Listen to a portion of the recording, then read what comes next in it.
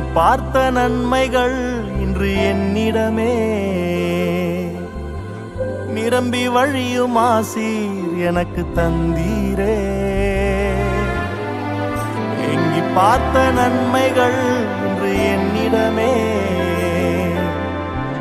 நிரம்பி வழியும் ஆசீர் எனக்கு தந்தீரே.